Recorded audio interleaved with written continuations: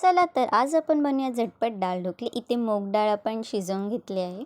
तेल टाकलेलं आहे 2 चमचे. त्याच्यामध्ये 1 चमचा जिरं, 1 चमचा मोहरी, टमाटा, लसूण, कढीपत्ता, मिरचीचे तुकडे असं पण सगळं फ्राय करून घेणार आहोत. हे फ्राय झाल्यानंतर त्याच्यामध्ये अर्धा चम्मच हिंग, अर्धा चम्मच हळद आणि आपली डाळ टाकून घ्यायची आहे. थोडंसं वरतून 1 वाटी पाणी आणि त्याच्यानंतर चवीनुसार मीठ आणि भरपूर अशी कोथिंबीर टाकून घ्यायची आहे.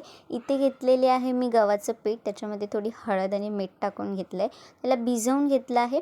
त्यानंतर त्याला 5 मिनटं आपण असं मुरू द्यायचं आहे. त्याच्यानंतर याचे असे छान असे वेगवेगळ्या प्रकारचे शेप आपण पाडून घ्यायचे आहेत आणि ते आपल्या डाळमध्ये टाकून घ्यायचे आहे आणि नंतर वरतून असं भरपूर असं तूप घालायचं आहे आणि मग त्याला थोडंसं 5-10 मिनटं शिजवून झाल्यानंतर इथे आपली डाळ ढोकली तयार आहे.